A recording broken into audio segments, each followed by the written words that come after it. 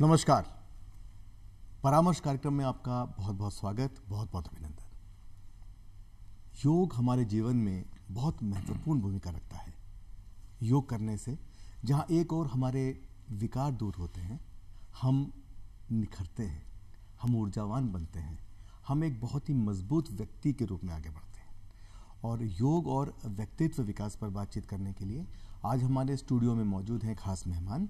आप हैं योग गुरु महेश रामनिवास शर्मा जी। आपका बहुत बहुत स्वागत है। योग से फायदे ही फायदे हैं और जिस रूप से योग जो है दिन दूनी रात चौगुनी तरक्की कर रहा है, दशों दिशाओं में वो जा रहा है, इसको देखकर आपके मन में क्या ख्याल आते हैं? ये बहुत ही सुंदर है कि हमारे हजारों वर्ष पुरानी जो संस्कृति थी, जिसमें लोग दवाइयों के ऊपर नहीं इतने आश्रित रहते थे और योग से ही अपने जीवन को स्वस्थ और प्रसन्न बना लिया करते थे, आज बच्चों से लेके बड़ों तक सब में वो सजगता आ गई। इसके लिए पूरा हमारा देश, सभी हमारे प्रधानमंत्री जी, कई लोगों का इसमें सहयोग है। तो बहुत ही अच्छा लगता है कि अब युवा वर्ग, बच्चे सब इसकी तरफ मुड़ रहे हैं। जी, तो बहुत अच्छी बात आपने बताई। योग जो है उसमें आसन है, उसमें प्राणायाम है, उसमें ध्यान है। तो किस प्रकार से योग को जो है उसकी शुरुआत की जाए और किस तरह से योग जो है उसको किया जाए? हाँ, ये सबसे बड़ी बात है। योग का मतलब समझना एक सिर्फ शारीरिक कसरत नहीं है। हमने ज़्यादातर लोगों ने योग के बारे में ये समझा है कि शरीर को फ्लेक्सिबल बनाना, आजकल इसका बहुत दौड़ भी चल पड़ा है। फ्लेक्सिबिलिटी योगा नहीं है जी। अगर फ्लेक्सिबिलिटी योगा हो तो सर्कस के सारे लोग योगी हो जाते हैं। क्या बात है। लेकिन सबसे बड़ी बात है कि योग का उद्देश्य क्या है? आसन, प्राणायाम, ध्यान, ये एक जरिया है जिसके जरिए हम अपने आप को मस्त और खुश और प्रसन्न रखें और स्वस्थ रखें। तो सबसे पहले इसकी जो विधि होती है, शुरुआत में कुछ चैंटिंग किया जाता है, कुछ भी। उसके बाद हम लोग शुरुआत करते हैं कुछ एनर्जाइजिंग ब्रीदिंग के साथ, श्वास से। फिर आसन्स होते हैं। आसन में भी एक सीक्वेंस होता है, स्टैंडिंग स्ट्रेचेस होते हैं, फिर आप बैठ के करते हैं, फिर सुपाइन, प्रोन यानी उल्टा लेट के, सीधा लेट के, फिर रिलैक्सेशन बहुत जरूरी है जी। रिलैक्सेशन के बाद फिर कूलिंग प्राणायाम के बाद फिर ध्यान जरूरी है। अगर आप ध्यान नहीं करते अंत में तो ये सारा किया हुआ गहराई तक नहीं जा पाएगा, ऊपरी प्रोफाउंड नहीं होगा। Yes, this is very important. तो आपने बहुत अच्छी बात बताई। तो योग जो है उसको करने की अलग अलग विधियां हैं और योग, प्राणायाम, ध्यान जो है उसको जब हम करते हैं तो हम उसमें धीरे धीरे सिद्धि प्राप्त करते हैं। तो योग एक तो किस समय करें, कितना करें? योग अगर कोई नौसिखिया है जिसे योग की शुरुआत करनी है, उसने बहुत कुछ सुना है योग के बारे में और वो योग करना चाहता है, तो वो कितना योग करे, किसी के सुपरविजन में करे, कहाँ करे, कौन सा समय उपयुक्त है, और साथ ही साथ योग करते वक्त खान पान और जीवन शैली में क्या क्या उसको परिवर्तन या जो डिसिप्लिन है वो रखना ज़रूरी है। हाँ, सबसे पहली बात है योग जो है कितना करना इससे ज़्यादा है जितना समय हो उसमें सारा चीज़ कैसे हम लोग पाएँ। व्यक्ति के हर एक के पास कितना समय है उसके हिसाब से होता है। इसका बहुत ही सही समय जो होता है वो है सूर्यास्त और सूर्योदय के समय आप कर लीजिए। खाली पेट होते हैं उस समय हम लोग, और ये महत्वपूर्ण है, खाली पेट का होना बहुत ज़रूरी है।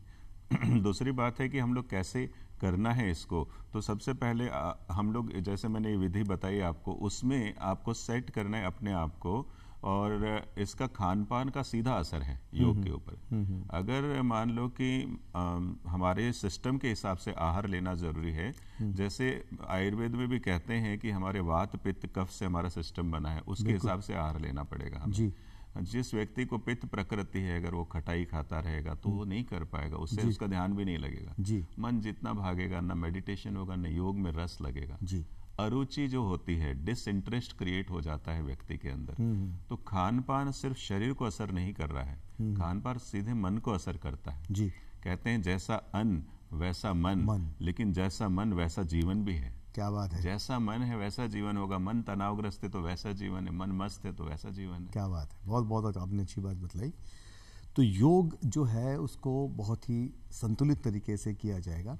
और व्यक्तित्व विकास की हम बात करेंगे तो व्यक्तित्व विकास एक बहुत ही जो है कॉम्प्लेक्स प्रोसेस होता है, और किसी भी व्यक्ति का फाइनल जो आउटकम होता है, उसका जो प्रेजेंट में रहना, उसका जो वर्तमान का जो उसकी फिजियोलॉजी है, वो कई सारी चीज़ों पे निर्भर करता है। और उसमें से एक बहुत ही प्रमुख है, वो है योग, प्राणायाम, ध्यान, जो उसके जीवन को, अपने का मन, जैसा मन होगा मन वैसा होगा जीवन, तो उसके मन को प्रभावित करता है, उसके थॉट प्रोसेस को प्रभावित करता है, उसके विचारों को प्रभावित करेगा। वो क्या सही है क्या गलत है उसको जानने में उसको सहजता होगी। तो किस प्रकार से व्यक्तित्व विकास, पर्सनालिटी डेवलपमेंट, खासकर बच्चों में, हमारे युवाओं में, हमारे टीनेजर्स में, किस तरह से योग उनके जीवन को प्रभावित कर सकता है। हाँ, ये बहुत सुंदर है। व्यक्तित्व विकास जो हमारा बनता है वो बनता कैसे है?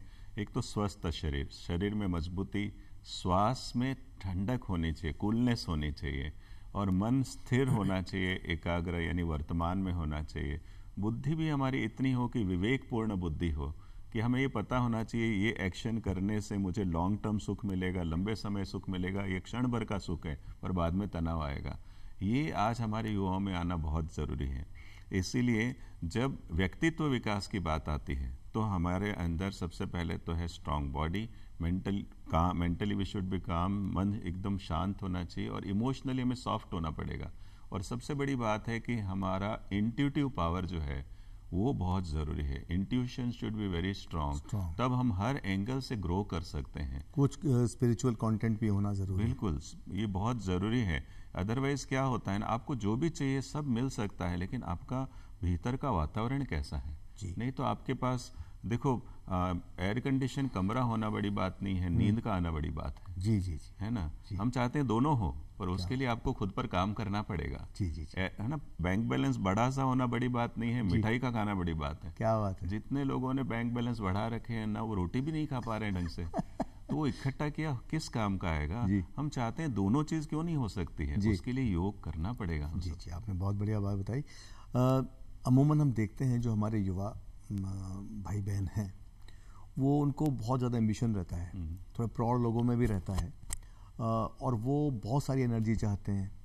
वो चाहते हैं ये भी प्राप्त करें, ये भी करें, ये भी करें, हर चीज़ में अव्वल रहें, अचीव करें, लेकिन उनके बैक एंड पे ऊर्जा नहीं होती, बैक एंड पे मेंटल एनर्जी नहीं होती, बैक एंड पे शारीरिक स्फूर्ति नहीं होती, बैक एंड पे आपने कहा इमोशनल एनर्जी, वो उसका अभाव दिखता है, या स्पिरिचुअल कंटेंट जो चुटकी होती है स्पिरिचुअलिज्म की, वो नहीं होती।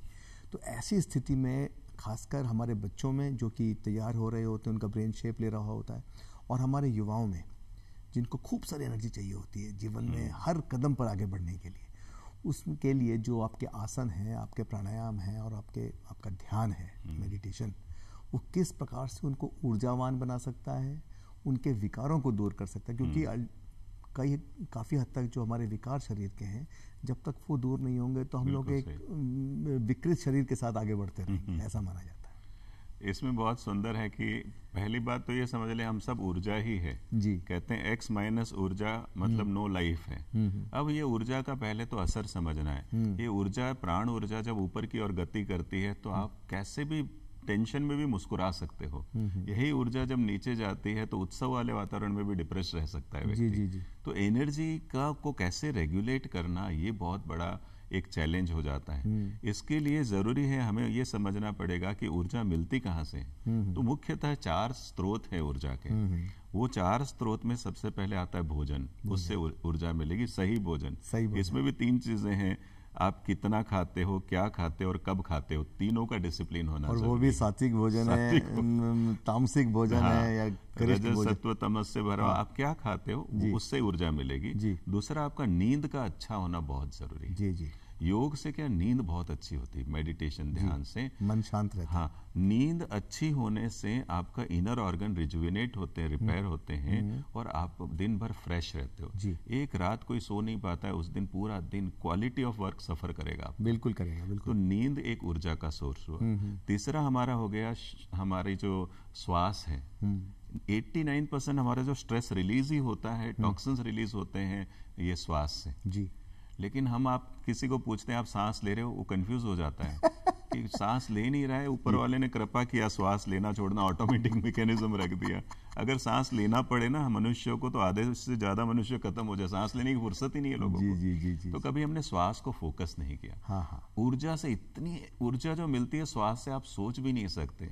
इवन साइंटिफिक रिसर्च कहता है कि वी आर नॉट यूजिंग, हम अपनी फेफड़ों की क्षमता का 30% भी उपयोग नहीं कर पा रहे हैं श्वास लेने में। और जबकि आप सुदर्शन क्रिया, प्राणायाम, इस तरह की श्वास की क्रिया करते हैं, आपकी 2 सीटिंग में 80% तक लंग्स कैपेसिटी बढ़ जाती है। यू फील सो एनर्जाइज्ड, आपको कॉन्फिडेंस आ जाता है, ये चैलेंज तो यूं निकल जाएगा, परीक्षा ऐसे क्रैक हो जाएगी, इतना बिजनेस ऐसे हो जाएगा। एनर्जी कैसे है आपकी। और फोर्थ सोर्स होता है शांत मन, काम माइंड, मेडिटेटिव माइंड। ये ध्यान जो है इतना इंपॉर्टेंट है। एक विचार हमारा जो है ना, वो इलेक्ट्रिकल एनर्जी फील्ड है, थॉट आते ही एनर्जी यूज हो जाती है। अब हम लोग खर्चे करते जा रहे हैं सोच सोच के, प्लानिंग के साथ, स्ट्रेस लेके, लेकिन कमाई तो कर नहीं रहे।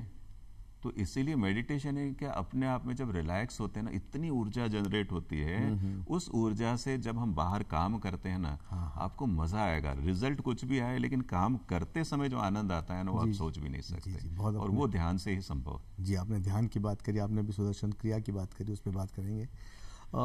देखिए, जो कॉस्मिक एनर्जी है वो खूब सारी तादाद में मौजूद रहती है, और उसको हम किस प्रकार से लेके उसको ध्यान में तब्दील करके स्वयं को ऊर्जावान बनाएं, इस प्रक्रिया को शायद ध्यान कहते हैं, मेडिटेशन कहते हैं।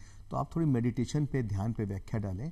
और जो व्यक्ति अगर इस मेडिटेशन के प्रोसेस को थोड़ा सा अगर कठोर समझते हैं, मुश्किल मानते हैं, तो उनके लिए सुदर्शन क्रिया जैसी एक बहुत ही सुंदर यौगिक क्रिया है, उसका भी थोड़ा वर्णन करें। बिल्कुल। देखो, सबसे पहले तो ध्यान के बारे में हम समझते हैं। देखो, ध्यान के बारे में पूरी दुनिया ने एक कॉन्सेप्ट दिया है कि ध्यान यानी एकाग्रता, फोकस करना। अब आप जैसे ही फोकस करते हैं, एकाग्र करते हैं, मन जो है ना, मन को कहेंगे विचार मत आ, मैं ध्यान कर रहा हूं, मन ज्यादा विचार ले आएगा आपके लिए। बिल्कुल बिल्कुल। सो ध्यान जो है एकाग्रता नहीं, एकाग्रता ध्यान का परिणाम है। अच्छा। Concentration is a result of meditation. आप विचारों को रोक क्यों रहे हो, आने दो। जैसे एक छोटा बच्चा होता है ना, घर में गेस्ट आते हैं ना, तो बहुत उधम मचाता है। फिर हम कहते हैं चुप हो जा, थप्पड़ लगा, और ज्यादा करेगा वो। इसी तरह हमारा, फिर हम लोग कहते हैं उसकी तरफ ध्यान मत दो, इग्नोर कर दो, तो शांति से नॉर्मल हो जाएगा। इसी तरह मन में विचार चल रहे हैं, आप आंखें, विचार मत आ, ज्यादा आ रहा है वो। जी जी। उसको बोलो तुझे जहां भागना है भाग, मैं शांति से बैठा हूं, अपने आप बैठेगा वो। बिल्कुल। तो एकाग्रता ध्यान का परिणाम है। तो सबसे पहले तो ये कॉन्सेप्ट समझना कि मुझे विचारों को रोकना नहीं है, तभी शांत हो पाएंगे हम। जी। तब धीरे धीरे विचार खत्म होंगे। दूसरी बात है कि एकदम हम मन के स्तर पर मन को नहीं कंट्रोल कर पाते। जैसे पतंग को कंट्रोल करने के लिए डोर चाहिए ना, इसी तरह मन रूपी पतंग को कंट्रोल करने के लिए श्वास रूपी डोर चाहिए। जी जी जी। वो जो सांस का उपयोग करना है मन को स्थिर करने के लिए, फोकस करने, डायनेमिज्म के लिए, उसका एक रूप है सुदर्शन क्रिया। जी जी, उस पर थोड़ा सा हम चाहते हैं। सुदर्शन क्रिया क्या है ना, एक तो मन को वर्तमान लाता है, आपकी एनर्जी लेवल भयंकर बढ़ा देता है। दूसरा, एक हमारा जो सबसे बड़ा प्रॉब्लम आज चल रहा है वो है इमोशनल मूड स्विंग कहते हैं आजकल हम। अच्छा। हमारी जो भावनाएं हैं वो सीधा हमारी श्वास के साथ कनेक्टेड है।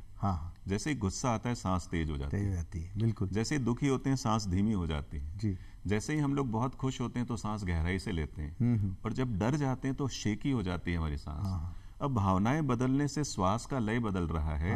हम सांस को अलग अलग लय में ले करके भावनाओं को स्थिर कर सकते हैं, वही सुदर्शन क्रिया है। क्या बात है। सुदर्शन क्रिया क्या है, रिदमिक ब्रीदिंग है, जिसके जरिए हम अलग अलग लय में श्वास लेकर के हम इमोशनली स्ट्रांग हो जाते हैं, मेंटली स्ट्रांग हो जाते हैं, और शरीर हमारा स्ट्रांग हो जाता है। जी जी। ये है सुदर्शन क्रिया। और ये जैसे ही करते हैं उसके बाद ध्यान अपने आप लगता है। इतना सुंदर। तो आपने बहुत अच्छी बात बताई। मैं थोड़ा सा और जानना चाह रहा था सुदर्शन क्रिया के बारे में। इसकी प्रक्रिया के अंदर जैसे कोई अजाप मंत्र सोहम का उच्चारण होता है, पहले धीमी गति से, फिर मध्यम गति से, और इसको कब कब कर सकते हैं, किस समय कर सकते हैं, और कितना कर सकते हैं? इसमें साधारणतः जब भी एक तो क्या होता है ना, कभी किसी ने कुछ किया ही नहीं है तो उसको हम पहले एंट्री लेवल एक प्रोग्राम में उसको जो टीचर्स होते हैं उनके सामने ही करना होता है शुरुआत में, उनके गाइडेंस में। क्योंकि उस समय उनके जो अंदर के जो विकार होते हैं, विकार क्या होते हैं, एक तो शारीरिक तनाव है, एक मानसिक तनाव है और एक भावनाओं को दबा के रखते हैं हम लोग। हाँ। कभी रो नहीं पाते, कभी गुस्सा नहीं निकाल पाए, वो जाता कहाँ है, हंस भी अंदर ही नहीं सप्रेस हो रहा है, हंस भी नहीं पाते, हंसने में जान निकल जाती लोगों की, कई बार ऐसे जोक पर भी नहीं हंसते, तो सप्रेशन हो जाता है वो। जी जी जी। अब ये पहले सफाई के लिए एक ट्रेंड टीचर के सामने उनको करना पड़ता है, वो 4-5 दिन करने के बाद फिर उनको घर में रोज कैसे करना वो बताई जाती है। वो 20-25 मिनट रोज करते हैं एक बार दिन में, उससे पूरा दिन का एनर्जी मिलता है जी।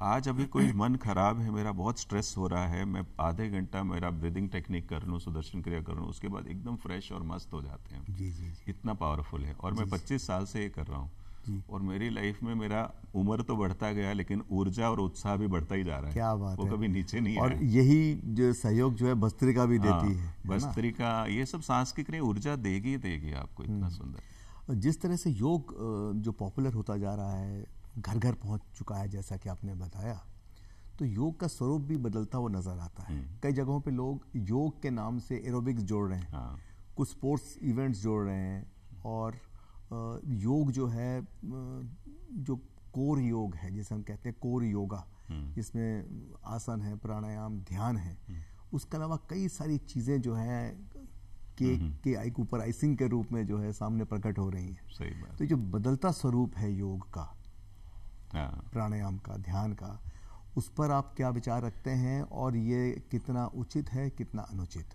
हाँ, सबसे पहले तो मैं एक ही चीज मानता हूँ कि योग जो है ना, योगस्य चित्त वृत्ति निरोधा कहते हैं, restraining thought waves is yoga. हमारी चित्त की वृत्ति है लगातार विचारों में भागते रहना, इसको शांत करना योग है। अब आप जिम करते हैं, एरोबिक करते हैं या शरीर पर कष्ट दे रहे हैं, पर मन शांत हो रहा है कि नहीं? कई मैंने बड़े बड़े ऐसे पहलवानों को भी देखा जिन्होंने सुसाइड तक कर लिया हो। कई बड़े बड़े सेलिब्रिटीज है, मन ही ठीक नहीं है आपका। एक कमजोर मन जो होता है ना, वो मजबूत शरीर को नहीं खींच पाएगा, लेकिन मजबूत मन जो है ना, वो कमजोर शरीर को भी खींच लेगा। जी जी। इतना पावरफुल है। तो अभी जो योग के आप इस चीज को थोड़ा दोहरा दें, आपने जो बहुत अच्छी सुंदर पंक्ति बताई। हाँ, मैं ये चीज कहता हूँ, एक मजबूत मन जो है, कमजोर शरीर कितना भी हो उसको खींच लेगा, वो जी। बहुत अच्छे से खींचेगा। जी। लेकिन एक कमजोर मन जो होता है, वो मजबूत शरीर हो कितना भी उसको भी निभा नहीं खींच सकता, निभा नहीं पाता है। क्या बात है। तो इसीलिए उस मन पर काम हो रहा है कि नहीं, चेतना के स्तर पर, कॉन्शियसनेस में वो दुख जो है दूर हो रहा है कि नहीं, तब तक हम योग नहीं कह सकते। ये जो आज हम लोग यूट्यूब और से कई जगह दिखाते हैं हम लोग, इसमें क्या सिर्फ शरीर को प्रधानता दी गई, कितना शरीर मुड़ रहा है, पांव इधर से निकाला, इधर से निकाला। मैं बता रहा हूँ 90% लोग कर ही नहीं पाते उसको। और कई लोग इतना एक्सर्शन करते हैं बॉडी पर, एरोबिक्स के नाम पर ये करते हैं, लॉन्ग टर्म में इट हार्म्स द बॉडी। जी। इवन एक छोटा प्राणायाम भी अगर आपने गाइडेंस में नहीं किया तो नुकसान कर लेता है। जी जी जी। तो वो योग एक्चुअली नहीं है, वो सिर्फ शारीरिक कसरत ही है। जी। शरीर कितना भी आप स्ट्रांग कर लोगे, लेकिन माइंड स्ट्रांग होना बहुत जरूरी है। एक डिस्टर्ब माइंड पूरे फैमिली में डिस्टर्बेंस ला सकता है। बिल्कुल बिल्कुल। तो एक हैप्पी माइंड पूरे फैमिली में हैप्पीनेस ला सकता है। आपने बहुत बहुत अच्छी बात बताई। और हम लोग अब बात करेंगे मेंटल हेल्थ की। तो आपने कहा कि सारी शक्ति यहाँ नहीं, यहाँ होती है ना। तो किस तरह से हम अपने मानसिक स्वास्थ्य को बहुत अच्छा और सुंदर बना सकते हैं? अच्छे विचार लाना, पॉजिटिव थिंकिंग करना, छोटे छोटे कहते ना कि रुका सूखा खाओ और छोटे छोटे गम पियो, ऐसा इस प्रकार की बात भी सामने आती है। थोड़े थोड़े सेटबैक से घबरा नहीं जाना। तो हम मानसिक स्वास्थ्य यानी मेंटल हेल्थ को किस प्रकार से जो है बहुत मजबूत रख सकते हैं? और जैसे कि ध्यान में कहा जाता है कि चेतना का विस्तार आत्मा का ध्येय, तो चेतना को विस्तारित करने के लिए हम ध्यान करते हैं। और किस तरह से हम अपनी तीसरी आंख को डेवलप कर सकते हैं निरंतर ध्यान करके, एनर्जाइज होके, इसके बारे में थोड़ा बताएं हमें। हाँ, सबसे इम्पॉर्टेंट है कि हमारा जो मन है, हमारा जो माइंड है, ये सबसे बहुत ही स्ट्रांग है। कहते हैं जैसे मन को ट्रेंड करेंगे वैसे ही हमारी दुनिया बनती जाती। जी जी। आज कोई कहते हैं मेरे लाइफ में बहुत टेंशन है, वो टेंशन आपके माइंड से शुरू हुआ। जब मन कहता है मुझे मेरे पास पैसे नहीं है, हम लोग कई बार बोल देते हैं अरे पैसे है ही नहीं, तो वो तथास्तु हो जाता है। आप कहते हो पैसे है लेकिन और चाहिए। हाँ मन को वो ट्रेनिंग में लाना पड़ेगा। जी जी जी। मेरे रिश्तों में बहुत टेंशन, अरे रिश्तों में मधुरता लानी है, बात वही है। हाँ, लेकिन वो मन को उस सकारात्मकता के ऊपर लाना जरूरी है। जी जी जी। आज क्या होता है, देखो मैं जनरली क्या होता है, मैं आपकी 100 प्रशंसा करता हूँ और एक अपमान कर दूं, किसे याद रखेंगे हम? अपमान को। तो साधारण मन एक नकारात्मकता को पकड़ के बरसों की दोस्ती और रिश्ते खत्म कर देता है। हमारे जीवन में 80% सुख सुविधाएं हैं, 20% गड़बड़ होगा सबके जीवन जी, में। जी, जी। वो सबके जीवन में ही है, जितना भी धनी व्यक्ति हो। जी जी जी। हमारा चित्त जो है 20% गड़बड़ को पकड़ के 200% बना देता है। क्या बात है, ये सबसे बड़ा प्रॉब्लम को सॉल्व इसको जब तक ठीक नहीं करेंगे तब तक कैसे मस्ती की बात करें, कैसे हमको प्रोग्रेस की बात करें, कैसे हैप्पीनेस की बात, कैसे हैप्पीनेस की बात करें। आप जो चीजें हमारे पास है उसको एंजॉय भी नहीं कर पाएंगे, ना रिलेशनशिप को एंजॉय कर पाएंगे, ना हेल्थ को एंजॉय कर पाएंगे। जी जी।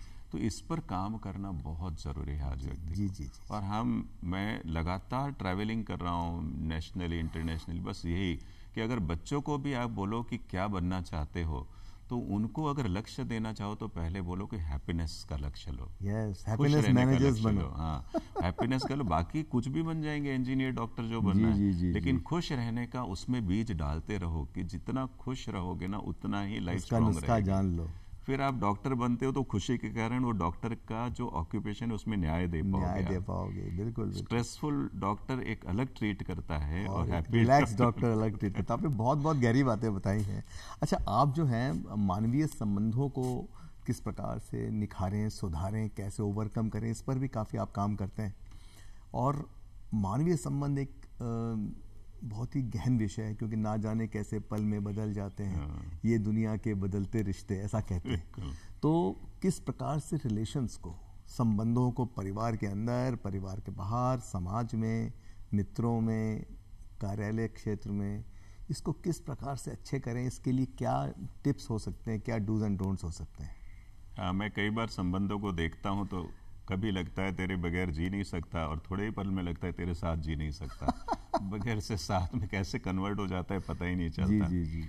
तो साधारण ये जरूरी है जानना कि हम अगर एक हमारा भाव होता है मुझे क्या मिलेगा, हाँ। मेरा क्या होगा, मुझे क्या मिलेगा से हम उस भाव में आए कि मैं क्या दे सकता हूँ। जी। जब देने का भाव संबंधों में आता है ना तो संबंध में मस्ती मस्ती रहती है। क्या बात है। त्याग चाहिए संबंध को सुदृढ़ एंजॉय करने के लिए, लिए, मस्त रहने के जी, लिए। जी, जी। उसमें सेक्रीफाइस मांगता है।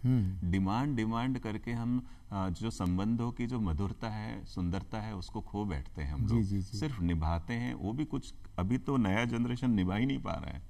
पता ही नहीं चलता हम लोग कब अलग हो जाते हैं। जी जी। आज कॉर्पोरेट वर्ल्ड हो, समाज हो, सब जगह बड़ी बड़ी संस्थाएं बनती है सेवा के नाम पर, लेकिन आपस में देखो कितना स्ट्रेस है। वो स्ट्रेस क्यों है कि हमारा अंदर भाव आ चुका है मुझे क्या मिलेगा, अखबार में मेरा बहुत ज्यादा है। जी। जब मैं क्या दे सकता हूँ इस पर फोकस आता है ना तो आप भी खुश रहते हो। देने वाला हमेशा ही हाथ ऊपर रखेगा, और जितना जो देता है उतना ही पाता है। उतना ही पाता है, उतना उसको बढ़ता जाता है। जी जी जी। और ये बहुत सुंदर है। मैं तो कई बार पति पत्नी के संबंध में भी कहता हूँ, एक व्यक्ति के सामने हारना सीख जाओ तो दुनिया में जीत जाओगे। क्या बात। अब वहां जीतने के एफर्ट्स में दुनिया में हार जाते हैं। वहां स्ट्रेस लेके ऑफिस जा रहे हो, वहां भी हार रहे हो। बहुत बहुत आप गहरी बात देने का भाव रखो भाई, जैसे बोलो ऐसे। तो आपने बहुत बहुत अच्छी बात बताई। एक और फॉलोइंग जो आमतौर पे की जाती है जीवन में समृद्ध रहने के लिए, जीवन में ऊर्जावान बने रहने के लिए, खुश रहने के लिए, कि साधना हम करें, सेवा की भाव रखें, सत्संग मतलब अच्छे लोगों की संगत में रहें और साइलेंट रहें। बहुत ज़्यादा लोग बड़बड़ाते हैं, बोलते हैं ये करेंगे वो करेंगे, वो स्वयं के लिए भी नुकसानदायक होते हैं, औरों के लिए भी। बिल्कुल। तो ये जो 4S की फॉलोइंग है, इसकी क्या व्याख्या है आपके अनुसार, और इसको हम किस तरह से हमारे जीवन में प्रैक्टिकली इसको अचीव कर सकते हैं? हाँ, ये जो बात है ना 4S कहते हैं इसको। 4S में होता है व्यक्तिगत साधना।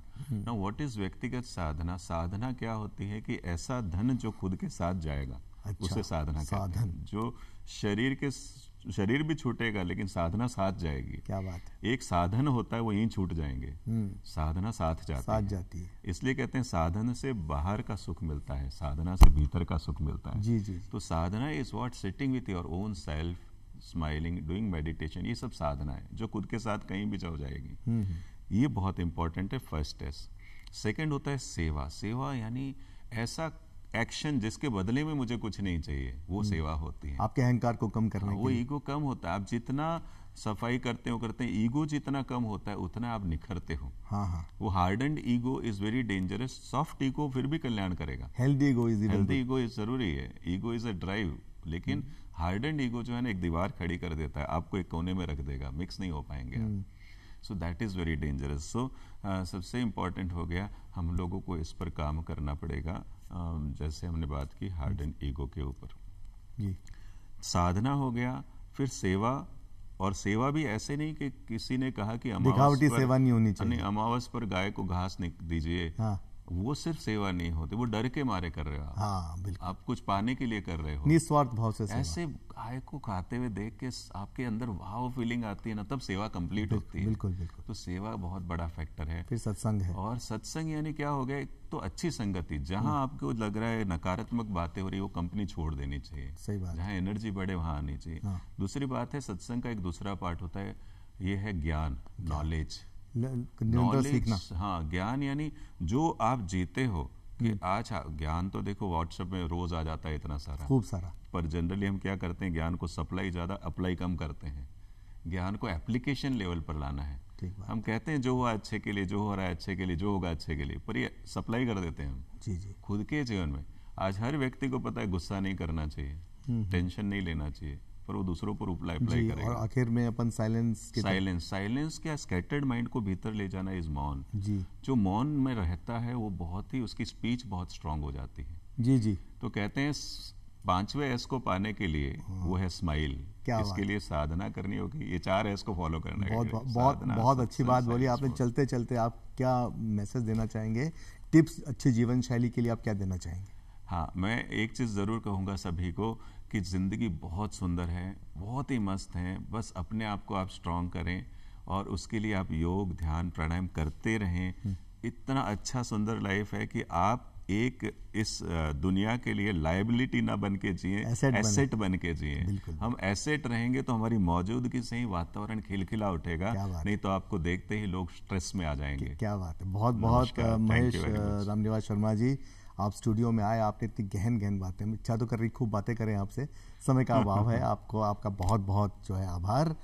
योग करें, निरोग रहें, मस्त रहें, आसन करें, ध्यान करें, प्राणायाम करें और इसी तरह से आगे बढ़ते रहें। इन्हीं शुभकामनाओं के साथ नमस्कार। नमस्कार।